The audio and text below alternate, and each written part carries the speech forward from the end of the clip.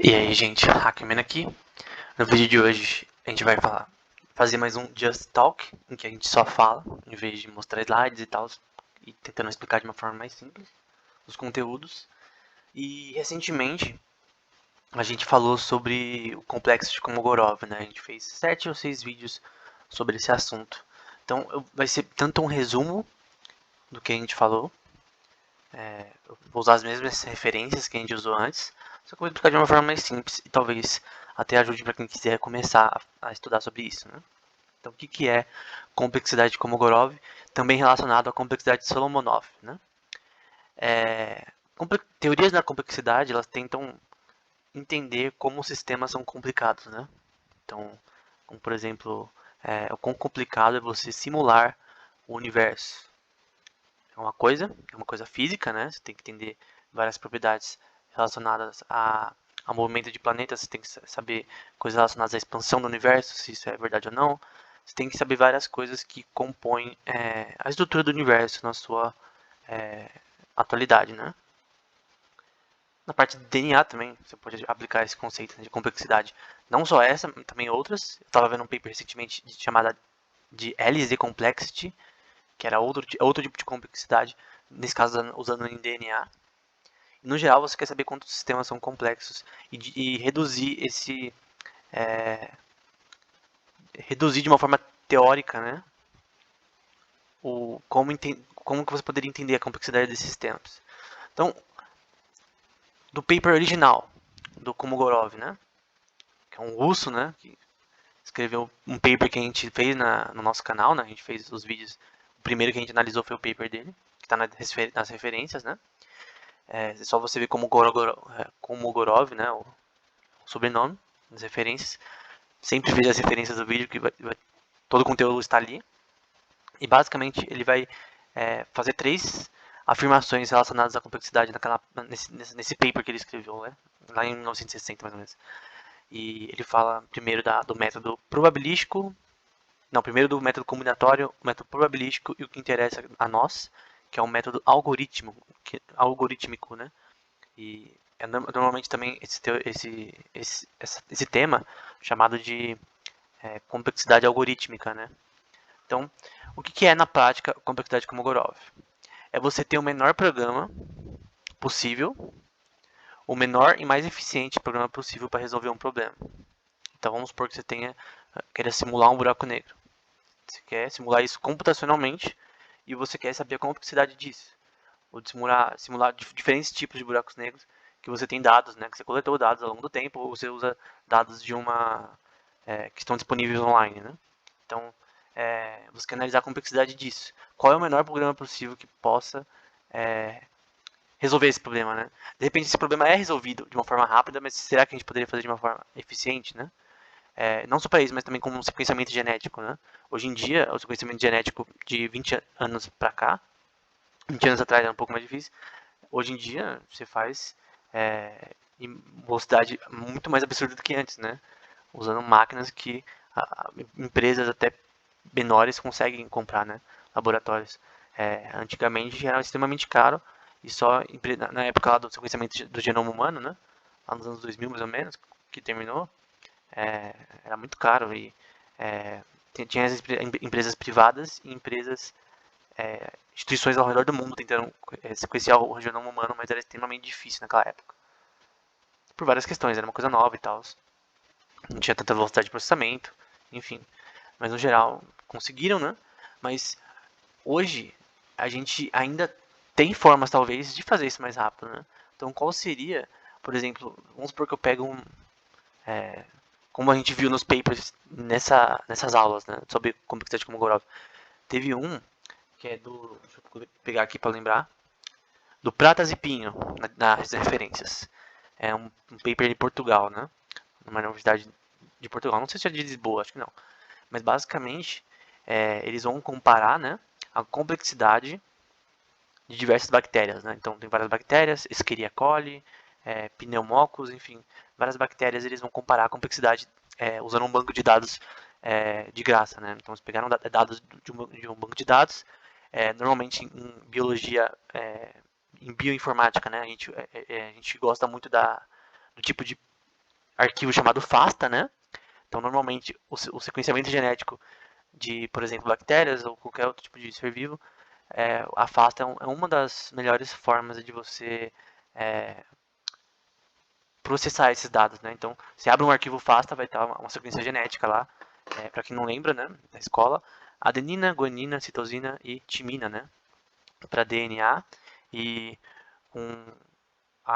no RNA tem o uracil, né, compondo ali, mas o que importa mais é o DNA, para você saber. Então, adenina, guanina, timina e citosina, que é o A, G, T e C, né? Então, essa sequência de 4 componentes é o que formam o DNA, né? E a partir dessas sequências que você obtém o sequenciamento genético do ser vivo, né? E do agrupamento dessas sequências você tem os genes. Então você consegue, vamos supor que o ser vivo tenha 20 milhões de, de sequências, né? O que é pouco. O ser humano deve ter trilhões. 20 milhões de sequências lá, de A, G, T, enfim. 20 milhões de sequências lá no, que foi sequenciado, né? Então você está reconstruindo o DNA do ser vivo, usando normalmente uma técnica PCR, né? Tem agora a segunda geração em sequenciamento de DNA, é bem mais rápido. Então você reconstrói o DNA do ser vivo, né? Para você ter uma cópia, né? Você literalmente faz uma cópia física talvez, desse sistema, né? Então, vamos supor que tenha 20 milhões de sequências, né? Uma coisa para você saber também, né? São 20 aminoácidos que compõem também partes relacionadas a esse sistema, que não faz sentido citar todas aqui, mas a questão é que você tem 20 milhões e você quer de sequências e você quer entender como funciona, né? Então você entende os genes lá como funciona, mas obviamente, se você ter 20 milhões, vai ser muito mais fácil do que você ter um com 1 milhão de genes. Ou com 5 milhões, genes não, desculpa, de 5 milhões de sequências. Ou de 10 milhões de sequências. Então quanto mais sequências, maior a complexidade. E qual que é o menor programa possível para resolver a complexidade em cada uma desses organismos, né? Então, no paper do Pratas e Pinho, tá gratuito, tá na descrição. Só você copiar e jogar no Google, que você acha facilmente, né? O PDF. E basicamente, com isso, eles fizeram tipo uma análise, né? Eles baixaram tipo milhares de dados relacionados a isso, né? Essas bactérias, de bancos de dados online, fizeram essa comparação. E aí você consegue ver, segundo a teoria da complexidade de Kolmogorov, como funciona. Lembrando que é só uma forma de você definir a complexidade de um sistema. Não é que você vai fazer o menor programa possível para resolver esse problema. Você vai definir a complexidade de você fazer esse menor programa possível. Porque na prática, essa complexidade não é computável, né? Então, você não consegue... Você não vai fazer na prática lá, em Python, lá, em R, que também é uma linguagem importante nessa área. Em MATLAB você não vai fazer usar lá como o algoritmo de Kolmogorov lá, da minimização para você saber o menor programa possível. Não é isso que você quer fazer. Você quer entender como que o sistema é complexo. Isso quer dividir a complexidade entre sistemas, né? E isso não é só aplicável a DNA também. É aplicável também, eu falei da física, né? Mas tem um paper aí na descrição que fala de que as próprias equações da física em geral poderiam se beneficiar da complexidade de Kolmogorov. Na física quântica, computadores quânticos também são importantes nessa questão. Tem vários papers aí na descrição relacionados a Quantum Turing Machines. Uma Turing Machine é a máquina de Turing, né? Eu não vou focar muito em falar de Alan Turing porque eu já falei nos vídeos sobre, que antecedem esse. Mas basicamente uma máquina de Turing quântica, né? Ela usaria... Tem uma sequência de células, né? Que vai conter zeros e uns. Uma sequência de quadradinhos, né? Que vai ter zeros e uns. É binário, obviamente. Você tem um negócio que vai saber onde você está, né? Na célula que você está. Cada célula tem um valor, que é 0 ou 1. E no caso do computador de Turing quântico, né? Você teria você usaria amplitude de onda, né? Na computação quântica você usa polarização de fótons para fazer computação, né? A gente explicou isso em vários vídeos do canal. Então, para você fazer a sequência binária, você usa polarização de fótons, né? E tem algumas propriedades que fazem isso ser mais rápido. E na verdade a própria complexidade de Kolmogorov, você pode reduzir isso na questão de que tipo a gente pode sim fazer com, com computadores quânticos, né? Você consegue fazer na prática um programa muito mais eficiente tanto na parte de gasto de energia, isso todo mundo já sabe, né? Computadores quânticos gastam menos energia. O da D-Wave, por exemplo, no próprio site deles está falando isso, né? Uma empresa importante nessa área, que a gente falou já. E tanto de energia quanto essa questão de que pode ser reversível, né? O que também economiza energia e na velocidade do computador. E em geral, no paper do não era do Benioff, acho que o paper do Benioff, o mais recente, depois de 1982, que ele fala sobre essa questão de fazer uma máquina quântica, né? Fazer um computador quântico. Depois ele escreve um mais detalhado. Não tô lembrando se é Benioff ou Miller, mas enfim, no geral ele descreve como funcionaria na prática, por exemplo, provar que um computador quântico é mais rápido que um computador clássico, na teoria, né? Então, ele prova um rigor matemático bem extenso, né? Até um paper difícil de ler por causa disso.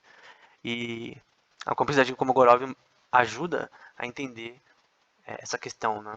Então, na prática, um computador quântico ele faz um programa mais eficiente do que um computador clássico, em teoria, no futuro, né? Obviamente, hoje em dia, não tem nenhum que faça isso na prática.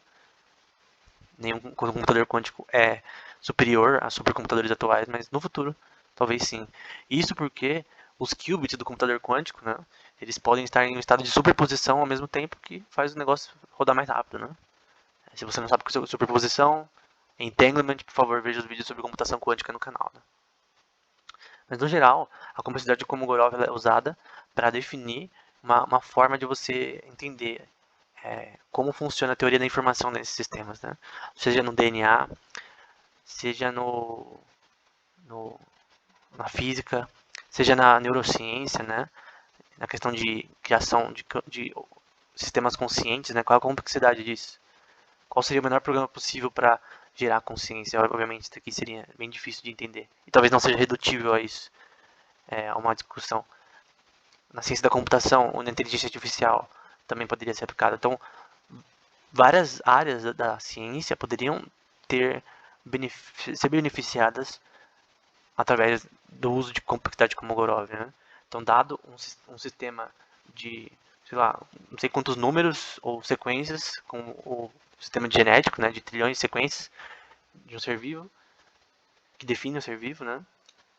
Qual a complexidade dele de fazer o melhor sistema, o melhor programa para resolver esse problema.